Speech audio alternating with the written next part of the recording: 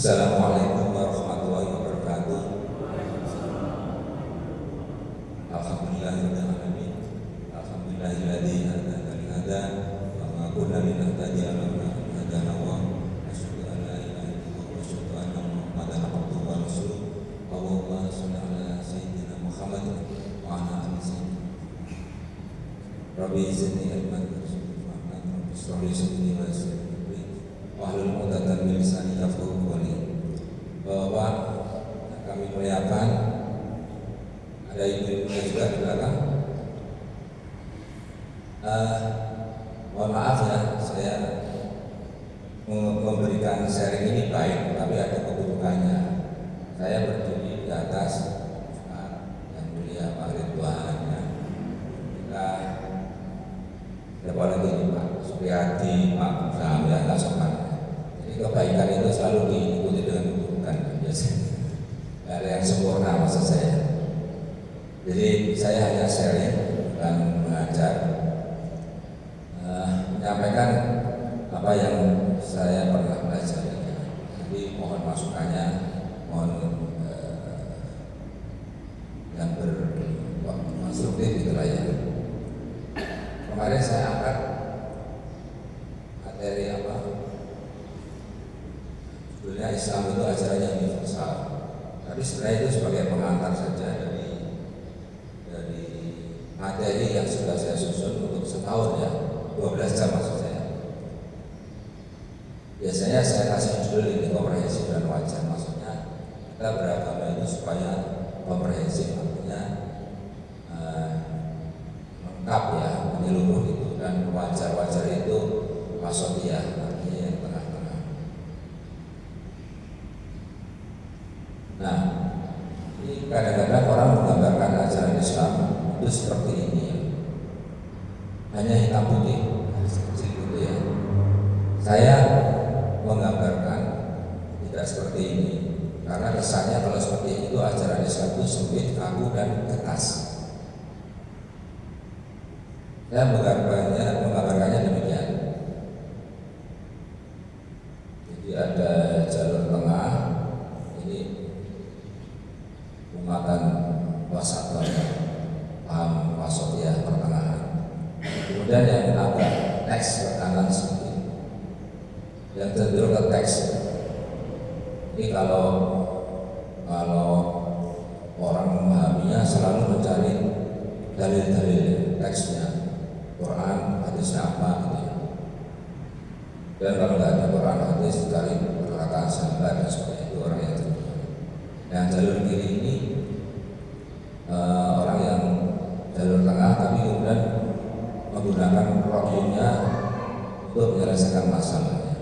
Jadi kalau Quran, hadis nggak cukup, dia pakai rokyu gitu ya. Tidak berusaha mencari hadis lemah atau hadis mauquf dan sebagainya. Nah, kemudian ada yang jalur kanan, ini terlalu teks tapi kemudian berlebihan. Ini pernah terjadi di dalam sejarah, yaitu orang-orang ini yang membunuh Khalifah Ali bin Abi Thalib, membunuh wakilnya Muawiyah gitu ya. Kemudian yang ke kiri ini juga sudah merah. Ini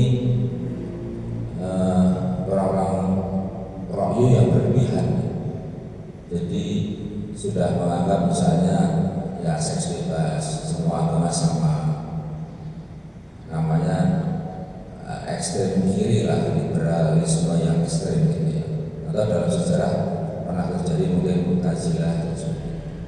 Jadi saya menggambarkan luas gitu ya. Jadi suatu saat kita berada di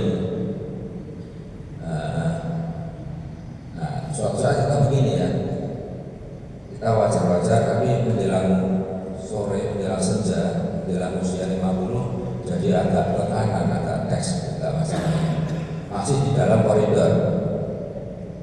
Nah, kadang-kadang mudahnya liberal, tapi kemudian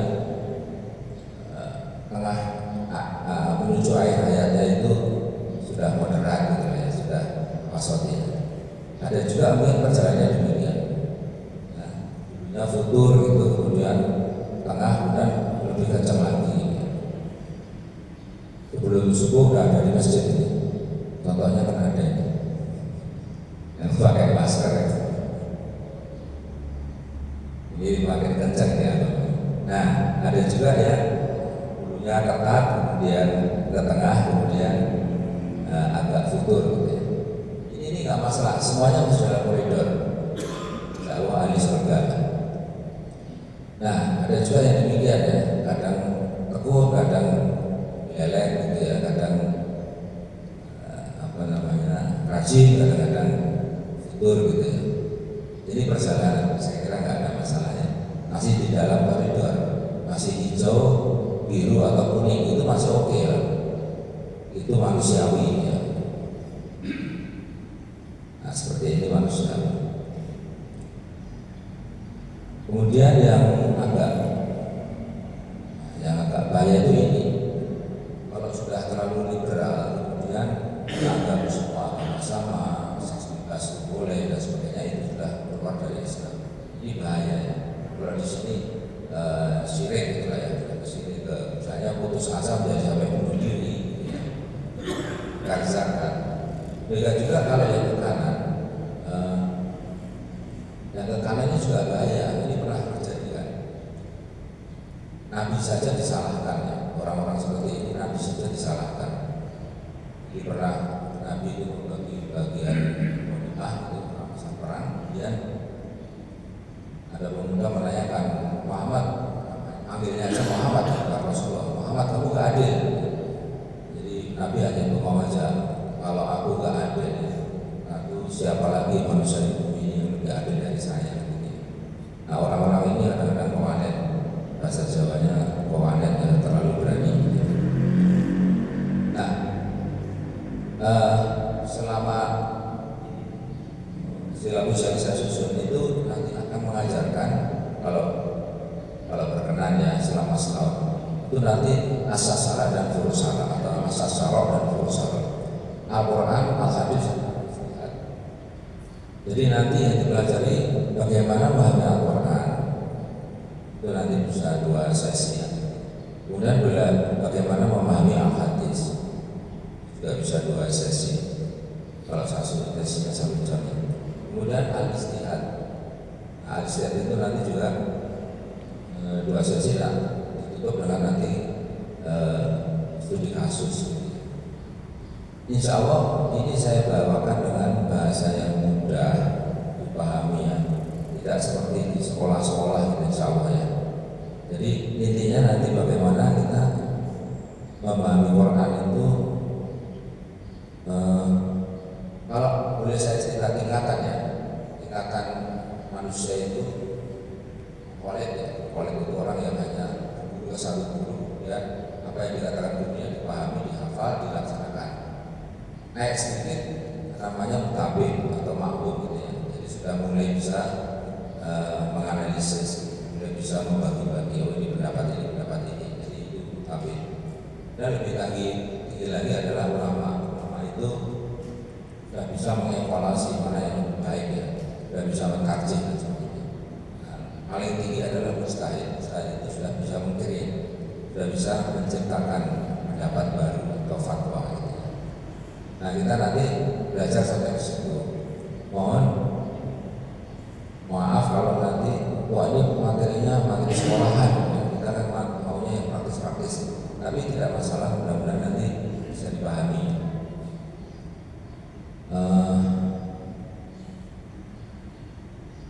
Nah nanti kita tentunya pakai referensi Al-Quran, Al-Tafsir, dan Al-Hadis. Al-Hadis itu ada 6 kitab yang musitah itu, Bukhari, Muslim, Dawud, Tirmidzi, Nasai, Majah.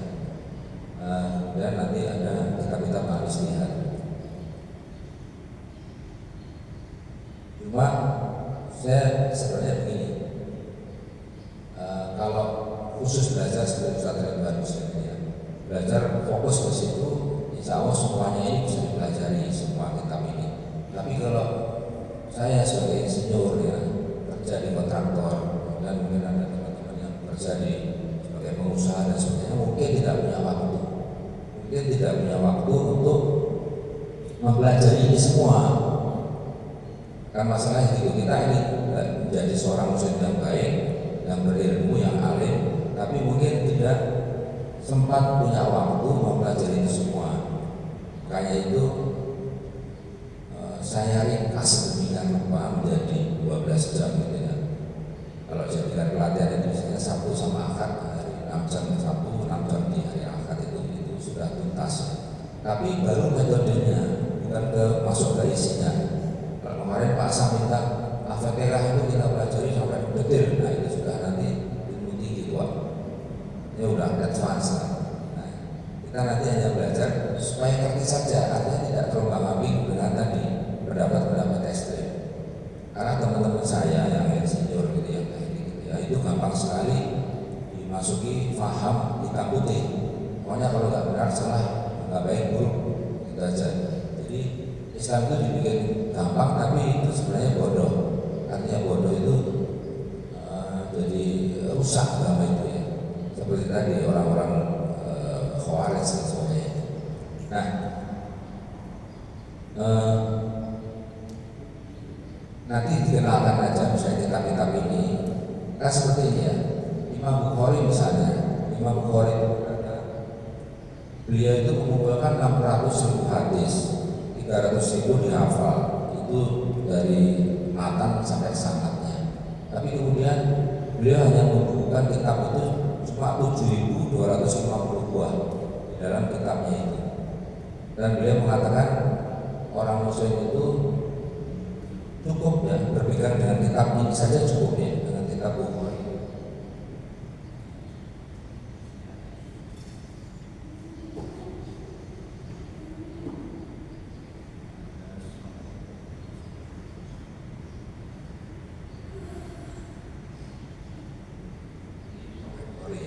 Ini Bukhari mengatakan umat Islam itu berpegang pada Quran dan ini saja sudah cukup.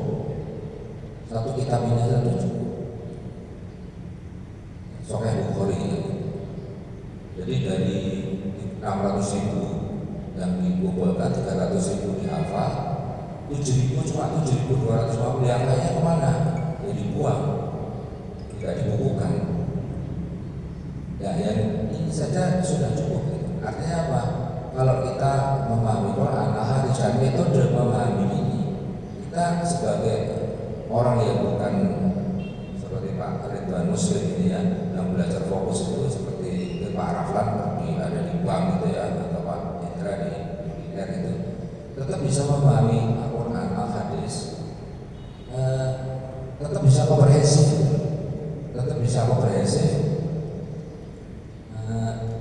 dengan metode yang cepat, jadi tidak terjebak pemahaman ekstrem. Ini cuma 7.250. Nah, karena tadi kecenderungan orang itu ada yang teks, ada yang rohyu. Kalau orang rohyu seperti misalnya Imam Abu Hanifah, itu begitu ada Quran hadis, oke, nggak ada langsung pakai rohyunya, pakai akalnya. Itu selalu begitu polanya. Tapi kalau misalnya Imam Maliki atau Imam Hambali gitu ya, itu kalau nggak ada Al-Quran hadis, dia mencari perkataan sahabat. Nah makanya itu kitab itu jadi banyak gitu loh. Nah ada BM data nama Bukhari Muslim, Dawud, Tirmidzi, Nasai, Majah. Itu jadi kelihatannya kita jadi pusing. Kalau kita fokus di situ mungkin bisa ya, tapi kalau kita sebagai praktisi, kita ini nyari nafkah aja sudah capek gitu ya, nyari kehidupan untuk keluarga udah lelah, untuk mempelajari ini mungkin enggak gitu.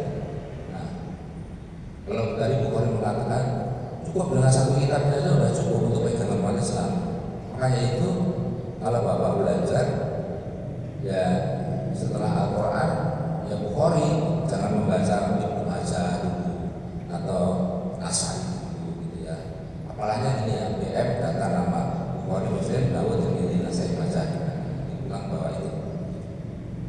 Kalau kita ke teks, ini semuanya dipelajari.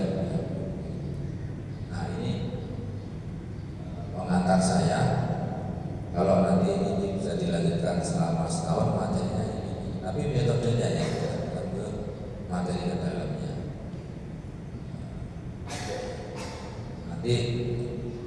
Saya kenapa Bukhari Muslim itu ranking 1, Dawud Tirmidzi Nasib Majah ranking 2. Nah itu nanti kita jelaskan. Apalagi sekarang udah ada digital, semuanya ada di HP Bapak-bapak sekalian. Jadi untuk pengantar saya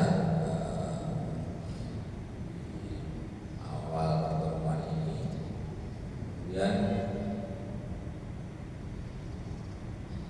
sesuai judulnya ya,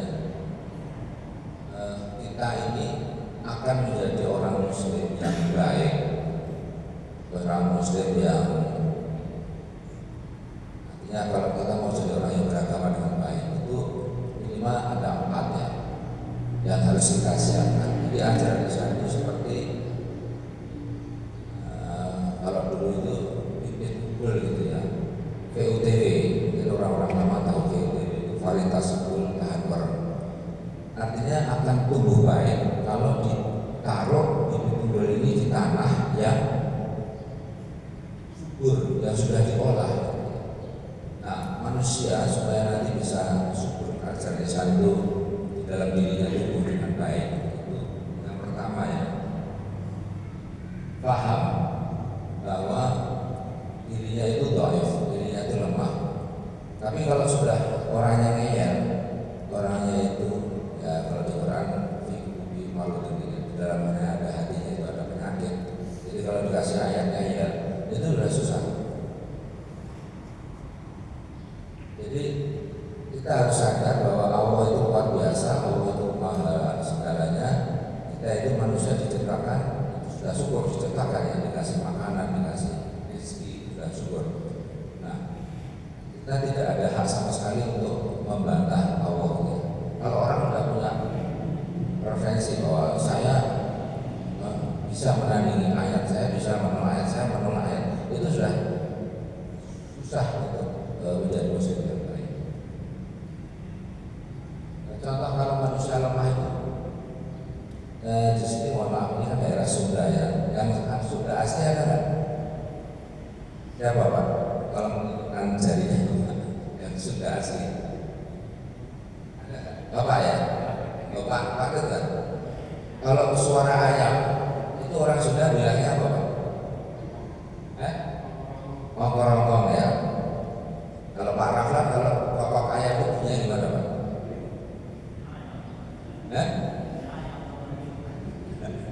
Tadi orang sedang kongkorongkong ya. Setahu saya kukuruyuk ya. Setahu saya sebagai orang Solo. Ini yang salah kupingnya, telinganya atau ayamnya. Ayamnya kan sama ya Pak ya. Tapi ya satu bilang kongkorongkong. Pak sama apa Pak sama? Bunyi ayam. Nah, kukuruyuk kan. Kenapa orang Sunda kongkorongkong? Aku ya nanti. Yang salah ayamnya atau kupingnya. Ini menunjukkan manusia itu dhaif. Ini salah satu bukti. Manusia itu lemah. Contoh lagi kalau kita sering lihat komik ya, komik Batman ini. Kalau Batman nembak itu kan tulisannya di situ beng-beng gitu ya. Kalau kita kan dor. Gitu. Nah itu contoh lagi kita itu dhaif. Jadi kita merasa sempurna itu salah sekali. Kita itu dhaif. Pendengaran kita, akal kita. Contoh lagi yang lebih fenomenal. Pernah pesawat ulang-alik ya, pesawat ulang-alik Kolombia namanya apa ya? Itu kan baru 7 detik udah meledak, padahal yang menggodok yang membuat ini kan ratusan dokter, ratusan profesor ya. 7 detik udah meledak, itu menunjukkan bahwa manusia itu dhaif. Akui saja lah kita itu dhaif. Semakin tua kita nggak bisa nolak ya, rambut menjadi putih kita nggak bisa nolak, kadang menjadi lemah kita nggak bisa. Itu yang pertama, manusia itu dhaif. Ya. Uridu wa ayyukum wa khuliqal insanu dhaifan. Manusia itu diciptakan dalam keadaan dhaif. Al-Nisa ayat 8.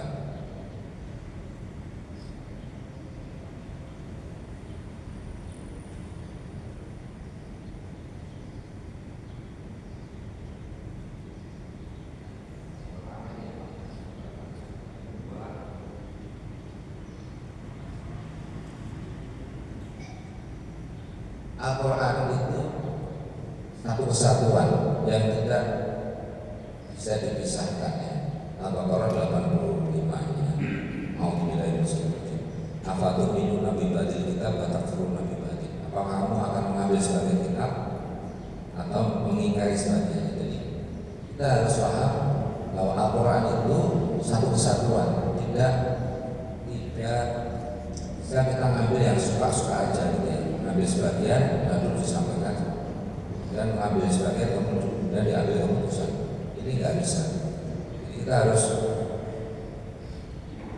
terbiasa setelah mentawafi Quran 30 juz itu baru mengambil kesimpulan. Jangan ada masalah ayatnya ini selesai satu. Yang kedua, bahwa Al-Quran ini satu kesatuan.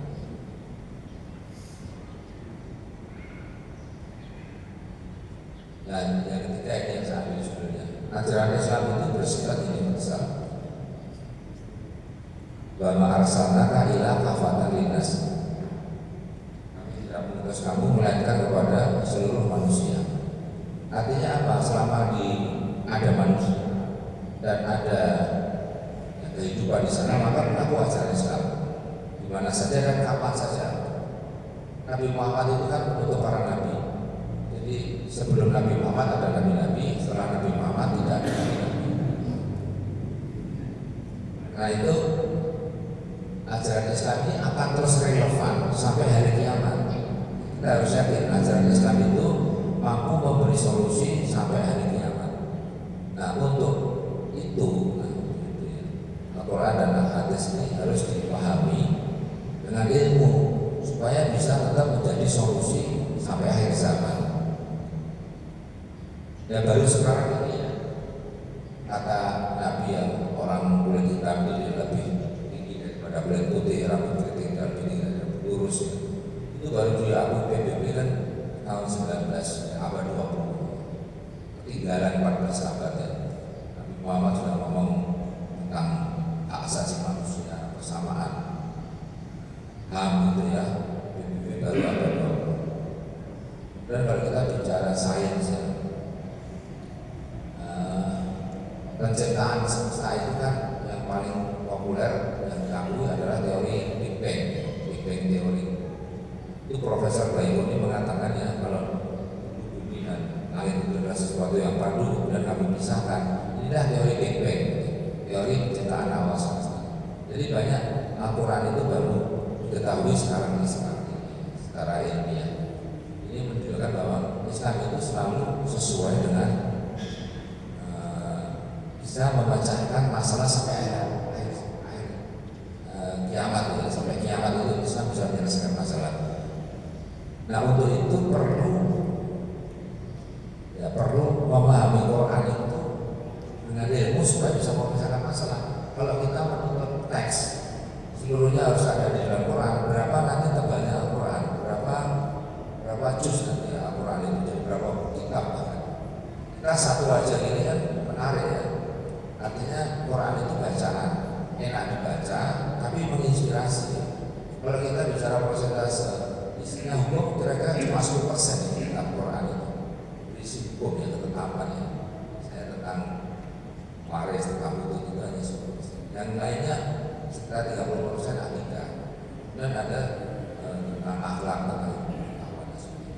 Jadi Quran ini bukan kitab hukum ya, tapi ya bacaan yang menginspirasi. Ada hukum di situ ada. Nah, sehingga menarik sampai hari kiamat menarik. Kalau semuanya harus detail, nanti Quran jadi nggak menarik. Makanya itu ya ini Allah luar biasa menciptakan hanya sekitar 6.236 ayat atau 6 ayat. Ini berbeda karena itu sudah mampu menyelesaikan masalah sampai akhir zaman. Sekarang ini misalnya asuransi, tidak ada teks di Quran, tapi pasti bisa ada ayat al-hadis yang relevan dengan itu. Kita harus yakin itu. Ada ayat al-hadis yang relevan dengan masalah asuransi, dengan kartu kredit, dengan perdagangan online, ya, ini paragraf yang ada di perbankan. Dan memang nggak ada kata asuransi di Quran, tapi ayat-ayat tentang itu pasti ada. Saya yakin ada. Tentang Bitcoin ini ya. Sekarang ada Bitcoin. Quran nggak ada di Bitcoin, tapi saya yakin pasti ada ayat yang bisa relevan dengan itu. Karena dijamin Al-Quran ini universal, berlaku sampai zaman, berlaku sampai Oleh karena itu kita harus punya metode mempelajari Al-Quran hadis ini dengan metode supaya bisa menyelesaikan masalah. Kalau kita mencari teks mungkin nggak ketemu, akhirnya nanti frustrasi. Jadi kalau kita sekarang ini belajar 120 ya, begini dalam metode berpikir itu ada peningkatannya, taksonomi.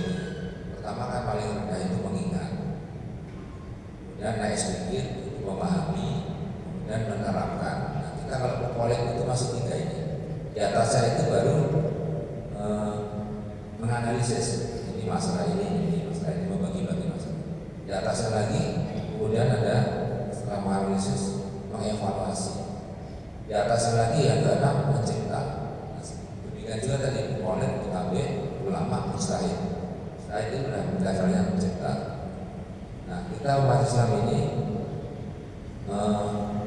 mohon maaf ya, berdasarkan survei baru 30% yang sholatnya rajin kan, itu baru 30%. Jadi ya kalau kita mau mendorong yang 70% itu untuk menjadi baik, kita nanti akan ada khilafah terakhir nanti ya, Imam Mahdi turun itu kan kita harus siapnya begitu ya. Kita kalau dituntut memahami seluruh tadi pembacaan kitab hadis tadi itu sudah mungkin nggak ada waktu juga.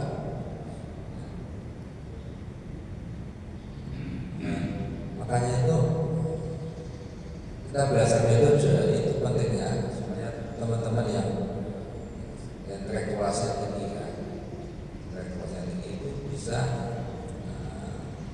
memahami Quran sesuai dengan mikronya. Tapi jangan merasa benar dulu, bukan konsultasikan ke ulama, tapi minimal kalau membaca Quran itu ya sudah meningkat. Misalnya begini, ada ayat, tidak pantas muslim laki-laki dan perempuan apabila Allah dan Rasulnya telah menetapkan perkara, maka tidak ada pilihan lain. Kalau ayat itu hanya kita baca teksnya saja ya seperti itu. Berarti kalau Allah sudah, Rasulnya sudah menetapkan, maka tidak ada pilihan lain. Nah, kita kalau sudah tahu metodenya nanti akan meningkat. Oh berarti kalau Allah dan Rasulnya belum menetapkan sesuatu perkara, banyak pilihan. Pemahaman seperti ini harus kita latih untuk mereka yang mungkin backgroundnya tidak seperti Pak Ridwan Muslim. Kalau beliau kan sudah memang terampil di situ. Nah kita yang backgroundnya mungkin berbeda, tapi kan harus dituntut jadi Muslim yang bertanggung jawab gitu kan. Nah, makanya ya harus belajar. Cuma kalau belajar semuanya, ya nggak ada waktunya. Seperti misalnya Habibie itu menyesal kalau tahu begini dengan saya dulu sekolah agama ya. Nah ini menurut saya jangan seperti itulah. Dia belajar tentang teori cracking ya, teori retak pesawat itu udah bagus sekali.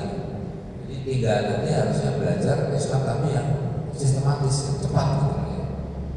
Jadi tidak harus menyesali telah belajar tentang pesawat, itu penting sekali untuk umat Islam. Harusnya ada metode yang cepat ya. Ini PR kita untuk membuat metode yang cepat ini. Yang mungkin juga ada resikonya ya. Tapi minimal tadi komprehensif dan wajar. Kemudian itu satu yang ketiga ya. Tadi yang pertama manusia itu dhaif, Al-Quran itu satu kesatuan. Kemudian ajaran Islam itu bersifat universal. Yang keempat, ajaran Islam itu bersifat manusiawi. Manusiawi itu bukan berarti Islam itu ciptaan manusia bukan, tapi tetap Islam itu wahyu Allah, tapi memahami karakter manusia. Layu kalau menafsir dengan manusia, Allah tidak membebani seseorang melainkan manusia. Artinya begini, kita mungkin lahir ada yang apa ya, ekstrovert, introvert. Kita lahir mungkin ada yang karakter kita ada sanguin, pragmatis gitu ya, ada melankolis, dan ya, macam-macam yang sebelum itu ada yang safety player, ada yang staker. Karakter-karakter itu oleh Islam tidak kemudian tidak, Allah tidak ingin satu karakter manusia, tapi orang yang dengan berbagai karakter itu tetap bisa tetap bisa melaksanakan ajaran Islam dengan sesuai dengan backgroundnya. Tapi jangan begini, karena kita itu safety player menganggap orang liberal itu salah. Kalau kita risk taker, jangan menganggap orang tax itu, orang safety player itu kolot. Jangan seperti itu. Contoh kasusnya begini, ketika para penghafal Quran itu meninggal satu peperangan, kemudian Abu Bakar saat itu sebagai khalifah, Ali Umar kan mengusulkan bagaimana kalau Al-Quran yang dalam lembaran-lembaran ini kita kumpulkan jadi satu mushaf. Jawaban Abu Bakar gimana? Bagaimana mungkin aku melakukan sesuatu yang tidak dilakukan oleh Nabi? Artinya Nabi kan nggak melakukan itu, nggak mengumpulkan Al-Quran jadi satu buku. Apa saya harus membuat satu buku? Ini kan menunjukkan orang yang safety player. Sementara Umar ini yang merepresentasikan orang yang risk taker. Artinya dia membuat sesuatu yang baru ya. Quran ini harus dibuka supaya nanti tidak inam. Ini kan dua karakter yang berbeda. Hanya itu ketika pemerintahan Umar jadi khalifah itu banyak sekali hal-hal baru yang sepertinya misalnya membuat Baitul Mal, tentara digaji, itu semuanya nggak Umar yang lakukan. Ini saya menilai Umar itu mampu menangkap universalitas Islam. Jadi bagian ini latar saya itu, jadi kalau nanti mau Pak Sam ini sebagai ketua KAHBI, bisa dideklar nggak KAHBI? Kajian akad bagi pagi ya, kasih tasbih ya. Ya kalau mau diteruskan nanti akan saya bahas satu persatu ya. Mohon maaf kalau bahasanya ngaco ya, saya bukan guru.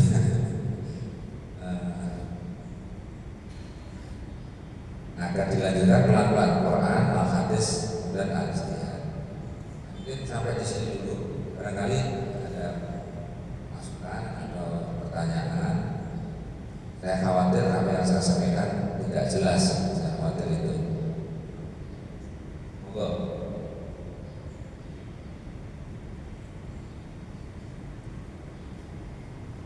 Waktunya masih berapa menit, Pak? 15 menit. Monggo. Kalau ada masukan dari Pak Rahman, monggo Pak Raflan.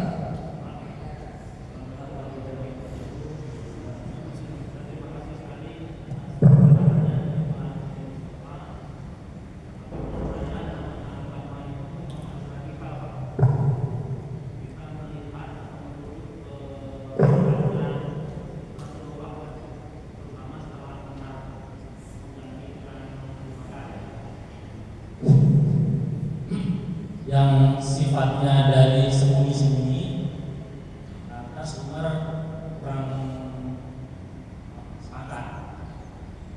Ya Rasul, sekarang sudah waktunya kita berdakwah secara terang-terangan, keluar ya, tidak di Baitul Aqam aja sembunyi. Nah, menurut saya agama itu harus begitu. Bukan berarti kefahaman yang liberal dijelaskan Pak sendiri ya. Liberal itu kesannya itu negatif ya sekarang ini ya. Kuliah, tidak ada Quran. Saya enggak juga. Tidak, karena itu akan mengikuti aturan itu. Aturannya begini, aturannya begini. Jadi kalau kita mau maju semua hal, apalagi saat ini ya kita harus berani orangnya, berani metodenya. Itu Pak. Ini sudah masukan saja dan alhamdulillah ini sudah saya terapkan dulu. Pak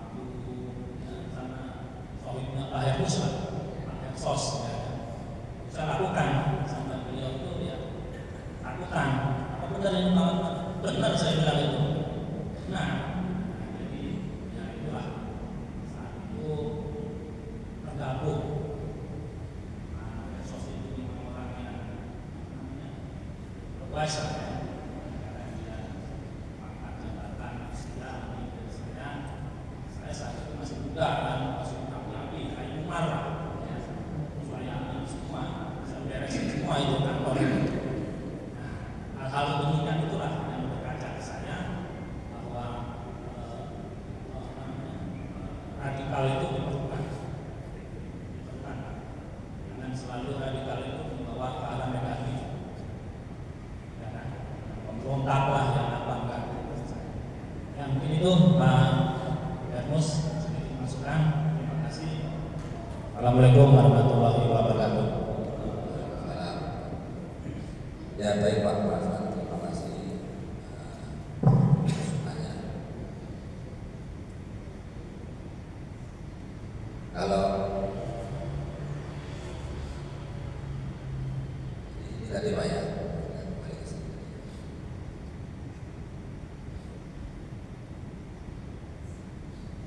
nah, memang problem kita ini saat ini, saya merasakan banget ya orang-orang engineer ya, orang-orang teknik sekarang Pak Insinyur tapi SD itu mudah sekali ya karena dilatih ilmu alam ya.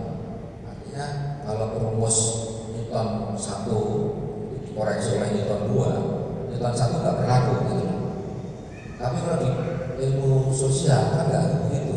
Ada teori psikologi, orang itu dibagi menjadi dari sanguis, pragmatis, melankolis, kan, koleris.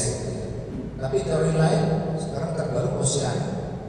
Itu bukan berarti teori ini langsung menggugurkan teori itu kalau sosial itu. Tapi kalau di teknik, begitu rumus ini gagal, udah dibuang, nggak berlaku lagi. Nah, orang-orang yang teknik ini di kantor saya itu mudah sekali memasukkan paham ekstrem. Tahunya hitam putih, diajarkan hitam putih. Jadi Islam itu hitam putih, nggak ada abu-abu. Ini dari mana? Ada di Quran kan jelas ya. Ada ayatnya, Nasabihat, ada yang Muhammad, ada yang Qat'i, ada yang Doni, ada yang asasara, ada yang fusara. Kalau daging babi haram, itu kan jelas asasara. Kita nggak boleh bergeser. Daging babi haram itu jelas penyimpanan. Tapi kalau masalah misalnya kunut itu kan ada 4 pendapat. Itu abu-abu. Nah, orang-orang teknik itu sudah sekali menerima abu-abu ini yang saya rasakan, tidak semuanya. Jadi kalau sudah mengambil kunut, nggak pakai kunut, yang pakai itu salah. Di frame-nya itu begitu. Jadi kalau sudah memilih itu yang lain salah. Padahal kalau namanya original Jami itu kan menggabungkan. Kalau nggak bisa digabungkan baru itu tarji. Tarji itu bukan berarti sudah memilih satu yang satunya salah, bukan begitu. Tarji itu kalau sudah memilih satu yang lainnya tidak dipakai tapi tidak disalahkan. Nah, orang-orang ini kadang-kadang kalau sudah memakai ini yang satunya dianggap salah. Nah itu. Jadi pemahamannya itu hitam putih ekstrim. Saya inginnya agak dilebarkan Islam dilebarkan. Jadi bukan salah mungkin di kuning. Di Pak Raflan tadi jalur kiri ya, berani itu di kuning itu Pak. Artinya mencoba menciptakan hal baru yang inovatif gitu ya. Tapi tetap punya koridor.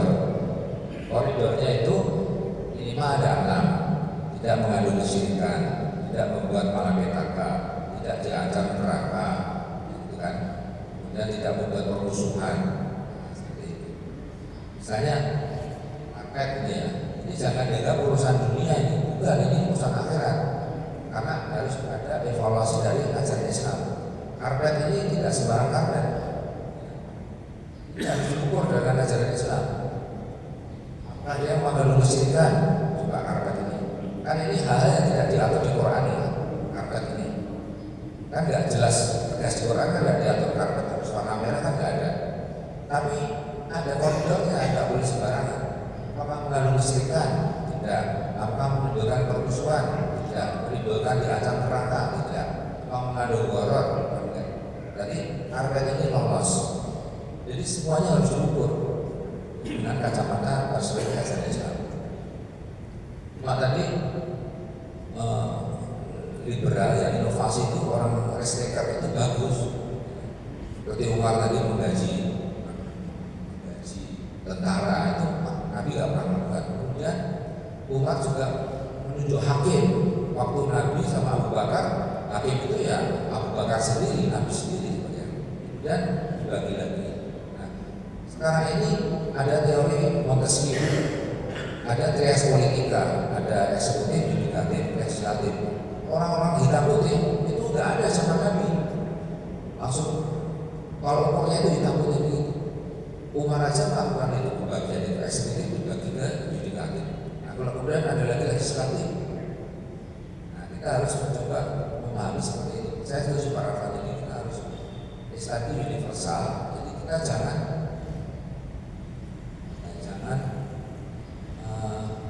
menganggap pemikiran budaya lain itu salah. Seperti misalnya Yunani, kan teori organon, logika itu zaman Khalifah Abbasiyah. Khalifah Abbasiyah itu membuat Baitul Hikmah, menerjemahkan buku-buku Yunani ke dalam Islam. Ya. Teori mapping itu dari situ awalnya. Tapi kemudian orang waduh Yunani itu nanti bikin liberal, ditolak. Jadi hanya tahu judulnya, tapi nggak tahu isinya. Tolak Yunani, nggak paham Yunani. Padahal itu yang menginspirasi orang-orang Islam berlogika. Terus kemudian dikembangkan lagi menjadi pusat peradaban, akhirnya Abbasiyah maju. Kertas ini baru ditemukan kapan? Umat Islam waktu itu tulis Al-Quran itu di pelepah kurma, kulit binatang, tulang. Itu dari Tiongkok. Setelah perang Abbasiyah dengan Tiongkok menawar tawanan perang, tawanannya itu ada yang suka bikin kertas, disuruhlah ngajarin umat Islam bikin kertas. Lalu zamannya Imam Malik, kertas itu populer. Setelah Imam Malik dewasa. Jadi ulama-ulama sebelum Syafi'i itu tidak pernah membukukan karena ada kesulitan menulis. Imam Syafi'i itu bukan berarti ngarang sendiri, dia dapat dari gurunya, tapi budaya nulis itu sudah mulai tumbuh. Apalagi setelah Imam Hambali, kertas sudah ada. Saya setuju sekali memang kita harus inovatif, tapi jangan kebablasan. Kita harus berani membuat hal-hal baru, tapi jangan kebablasan. Memang itu pertarungan klasik antara roh dengan teks, itu pertarungan klasik Pak, sejak dulu ya. Orang yang cenderung teks, ya kalau nggak ada orang itu ya carilah hadis walaupun lemah, atau carilah perkataan sahabat. Kan begitu ya. Jadi ya itu nggak apa-apa, nggak masalah. Banyak kitab hadis itu jadi banyak. Tapi kalau orang yang berani tadi seperti Imam Abu Hanifah, ya kalau nggak ada hadis yang sahih, yang mendingan pakai rohyu daripada dhaif. Jadi itu kecenderungan orang-orang Kristen, sektarian itu beda. Tapi kita harus paham, jangan dipertentangkan. Di dunia tetap ada orang-orang seperti itu. Ada para fulan yang Kristen itu ada. Nanti orang yang tekstual itu juga ada Pak. Tapi itu nggak ada masalah. Yang penting kita sadar, oh saya itu ternyata Kristen. Contohnya begini, saya minta Pak Ilyas ya sama Pak Sam, tolong dipilih. Ada orang yang miskin ingin kurban, dia setahun itu hanya bisa mengumpulkan katakanlah sekitar 500.000. Kalau dia nabung tahun ini 350.000, tahun depan 400, tahun depan lagi 500, sampai 10 tahun lagi 750.000, baru membeli kambing. Jadi nabung 10 tahun baru bisa beli kambing. Itu satu pilihannya. Yang kedua, ada orang miskin yang ingin berkurban itu, rame-rame 10 orang itu Pak. Yuk kita bikin iuran bareng-bareng gitu ya. Katakanlah tahun ini harga kambing kan 3,5 juta, 350.000 10 orang dikumpulkan. Dapat kan satu kambing? Nah ini giliran siapa yang duluan? Katakanlah Judi atau saya duluan, makasih A. Tahun depan lagi kumpulin lagi 425.000. Tapi ini semuanya buat utang ya. Ini hibah ya. Ayo kita kumpulkan dapat satu kambing. Siapa yang giliran korban? Akhirnya sampai 10 tahun sebelum korban kambing. Kalau ini tadi 10 orang, setelah 10 tahun baru korban sama-sama. Kalau Pak Ilyas pilih mana? Pilih yang nabung atau pilih yang tadi? Per tahun tadi sekitar 350.000, dapat satu kambing. Pilihnya siapa? Pilih mana kira-kira? Pilih nabung ya. Kalau Pak Sam, pilih nabung juga. Kalau Pak Raflan pilih mana? Pilih yang cepat. Ya. Jadi saya bisa menilai secara cepat bahwa Pak Ilyas sama Pak Sam ini adalah orang teks apa maaflah adalah pestaker. Pestaker itu orang yang rohim seperti Umar. Kalau Bapak sudah Abu Bakar, bukan yang salah. Bapak ini kecenderungannya Abu Bakar. Kalau perawan Umar, ini secara kasarnya begitu ya. Itu selalu ada Pak. Nah, ketika Bapak memilih lebih baik menabung, jangan sekali-kali menyalahkan orang yang ingin cepat. Nah itu untuk menjaga kerukunan. Sebaliknya Pak Rafa yang memilih cepat, jangan menyalahkan orang yang menabung, jangan menilai itu kolot. Masalah yang sedang terjadi itu begitu. Ketika kita memilih, ternyata kita itu dipengaruhi oleh background kita nggak sadar. Kita itu ternyata dikasih karakter safety player, kemudian menganggap pemahaman kita paling benar. Orang yang lain yang ambilnya problem itu. Makanya kita harus belajar psikologi juga. Saya itu kecenderungannya apa? Yang menarik ya, saya pernah ikut pelatihannya. Ada sekitar pesertanya dari berbagai perusahaan, ada hampir 80 orang itu dites. Nanti dibagi 4 kuadran. Orang yang formal di kantor, formal follower. Ada yang non formal tapi dia diktator, ada non formal follower. Jadi ada formal sama non formal. Dalam 2 pelatihan yang berbeda pesertanya, saya itu polanya sama. Kalau nanti ada diktator yang formal itu cuma 3-4 orang di sini dari 80 orang itu. Sisanya tersebar, ada yang follower formal, ada yang follower non formal, ada yang diktator. Nah, anehnya, lucunya ya, orang yang formal follower itu ketika disuruh pindah Pak, duduknya kamu ngumpul di sana, itu kursinya di bawah itu teratur itu Pak, rata untuk barisan itu follower formal. Sementara orang yang follower non formal itu sepalitan itu betulnya. Itu polanya begitu. Jadi kadang-kadang kita harus sadari kita itu punya kecenderungan apa. Ketika kita berislam, jangan menghakimi yang lain itu. Jangan mencoba menjajah. Dan kalau tadi Pak Elias memilih menabung, jangan menyalahkan orang yang itu. Orang yang sudah kunut, jangan menyalahkan yang tidak kunut. Sebaliknya orang yang tidak kunut, jangan menyalahkan yang kunut. Ini mungkin sederhana, tapi itu penting karena kadang-kadang kita terjebak oleh karakter kita, merasa itu benar. Dan itu karakternya. Saya terima kasih sekali masukannya. Ini tadi ada contoh kasus jelasnya. Jadi mudah-mudahan nanti Pak Ridwan bisa menemui kami semua kalau mengaji nanti tahu oh ini karena ini pilih ini. Ada lagi masukan dan Pak Yusuf Naidra.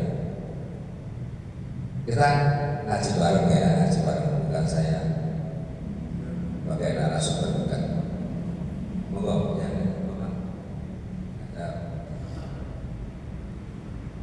Araman Araman ini orangnya tahu banget. Moga kalau nggak ada kita cukupan ya Pak ya. Ya mohon maaf, astagfirullahaladzim. Kalau saya salah tolong dikoreksi. Saya punya ilmu 5, ada pertanyaan dari ilmu saya jadi 6. Kalau ada masukan ilmu saya jadi 7. Jadi nggak pernah kurang itu saja saya. Ya, assalamualaikum warahmatullahi wabarakatuh.